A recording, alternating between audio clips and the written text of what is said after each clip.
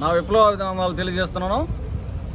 మరి ఈ శిరోమండనం కేసు, అంబేద్కర్ కోనసీమ జిల్లాకు సంబంధించినటువంటి శిరోమండనం కేసు, దీని మీదట నేను 15-20 వీడియోలు వేయటం జరిగింది. అయితే ఈ తోట త్రిమూర్తులు గాడు మరి ప్రస్తుతం ఎమ్మెల్సీగా ఉన్నాడు.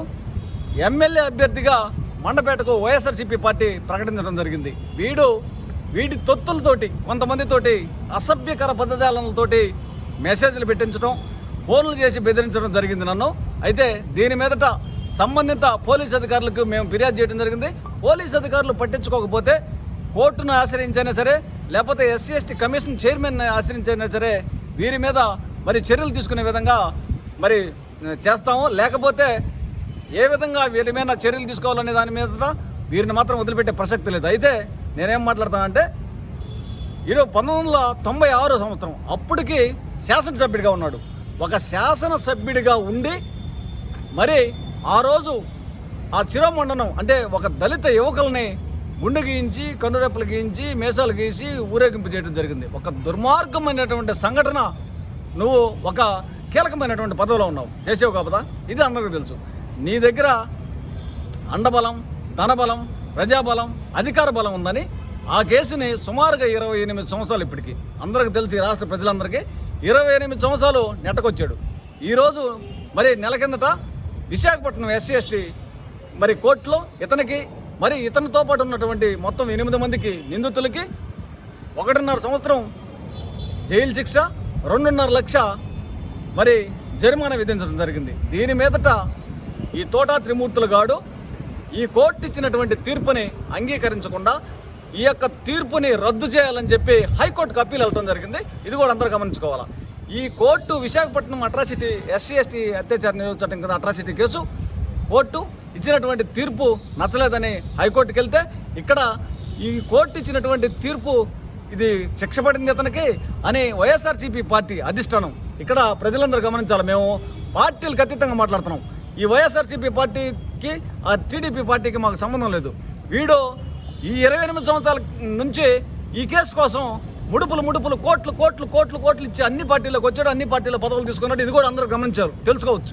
ఇక్కడ పార్టీలతో మాకు సంబంధం లేదు. ఇప్పుడు వైఎస్ఆర్సీపీ పార్టీ వీడికి కింద కోర్టు శిక్ష ఖరారు చేసింది కాబట్టి ఈ మండపేటకు వీడిని ఎమ్మెల్యే అభ్యర్థిగా ప్రకటించాము. ఇది తీసి పక్కనోడికి ఇవ్వాలని చెప్పి ఆలోచించలేదు. ఇంతవరకు దాని మీదట మాట్లాడినటువంటి వాడు కూడా లేడు. మరి ఇప్పుడు ఈ హైకోర్టు నిన్న ఏం జరిగిందంటే, నిన్న హైకోర్టు ఈ యొక్క తోట త్రిమూర్తులు గాడు అప్పీల్ చేసినటువంటి వ్యవహారాన్ని నిందితుల తరపున నిందితులు ఈ అప్పీల్ కౌంటర్ వేస్తే వీరితోటి సమాలోచన జరిపించి దీని మీద విచారణ జరిపించి చర్య తీసుకుంటామని చెప్పి ఈరోజు హైకోర్టు అనడం జరిగింది. కాబట్టి ఇక్కడ ప్రజలందరూ గమనించాలా, మరి ప్రభుత్వ అధికారులు కూడా గమనించాలా. ఈ SC/ST అత్యాచార నిరోధక చట్టం కింద కేసుకి చైర్మన్ ఎవరంటే వాస్తవంగా SP గారు కాదు. అట్రాసిటీ కేసులకి చైర్మన్లు ఆయా జిల్లాల్లో కలెక్టర్ గారులే చైర్మన్లు. మీరు పొరపాటున కేసు కదా ఇది, లా అండ్ ఆర్డర్ SP అనుకుంటారు. నో, అట్రాసిటీ కేసులకి చైర్మన్లు కలెక్టర్ గారు. కాబట్టి వాడు తోటా త్రిమూర్తులు గాడు హైకోర్టుకు అప్పీల్ వెళ్తే ఈ అప్పీల్కి కౌంటర్గా సంబంధిత జిల్లా కలెక్టర్ గారు అప్పీల్కి కౌంటర్ వేయాల్సినటువంటి బాధ్యత, అర్హత ఆయన మీద ఉంటుంది. అవునా కదా మీరందరూ చెప్పండి. ఈరోజు మా సోదరులు మరి అంబేద్కర్ కోనసీమ జిల్లా కలెక్టర్ గారిని కలవడానికి వెళ్తే కలెక్టర్ గారు అందుబాటులో లేడు. ఆ తర్వాత సంబంధిత RDO గారిని కలిసి రిప్రజెంటేషన్ ఇవ్వడం జరిగింది. ఏది ఏమైనా ఆ రోజు కోర్టులో ఇచ్చినటువంటి తీర్పు కూడా మాకు నచ్చల. ఎందుకంటే 28 సంవత్సరాలు సహనం పట్టి వీడుకున్నటువంటి ధనబలంతో, రాజకీయ బలంతో, ప్రజాబలంతో, లేకపోతే అధికార బలంతో 28 సంవత్సరాలు నెట్టకొస్తే 28 సంవత్సరాలకు దిగజార్చి 1.5 సంవత్సరం జైలు శిక్ష. ఏంది ఈ కేసు? అసలు నువ్వు ఒక కీలకమైనటువంటి పదవిలో ఉండి, ఎమ్మెల్యే పదవిలో ఉన్నటువంటి వాడు ఈ నేరం చేశాడు. కాబట్టి ఆలోచించాలి ఒకసారి. కోర్టు కూడా దిగజారుతనంగా మేము కోర్టు ఇచ్చినటువంటి తీర్పును కూడా మేము సంతృప్తిగా పొందట్లేదు. ఇప్పుడు ఈ యొక్క అంబేద్కర్ కోనసీమ జిల్లా కలెక్టర్ గారు వెంటనే స్పందించాలా.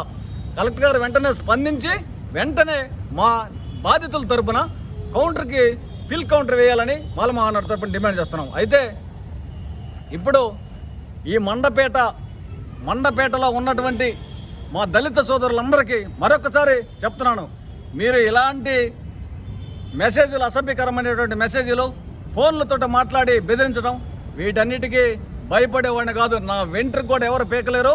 నేను మాట్లాడేది నిజం. ఎందుకంటే నా జాతి కోసం, నా కులం కోసం, మరి నా రక్త బంధువుల కోసం ఎందాకైనా పోరాడతాను. నేను ఇలాంటి మేము లెక్క చేసే పనే లేదు.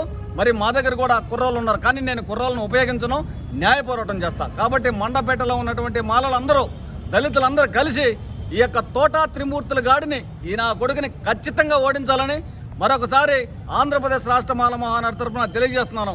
మరి శిరోమండనం కేసులో ఆ రోజు రామచంద్రపురానికి సంబంధించి రామచంద్రపురం మండలం వెంకటాయపాలెంలో ఉన్నటువంటి నిందితులైనటువంటి దళితులు ఏ విధంగా 28 సంవత్సరాలు నిలబడ్డారో, అదేవిధంగా మండపేటలో ఉన్నటువంటి దళితులు కూడా అదే విధంగా నిలబడి ఏకతాటి మీద ఉండి ఈ యొక్క తోటా త్రిమూర్తులు గాడిని ఏదేమైనా ఓడించాలని మాల మహానాడు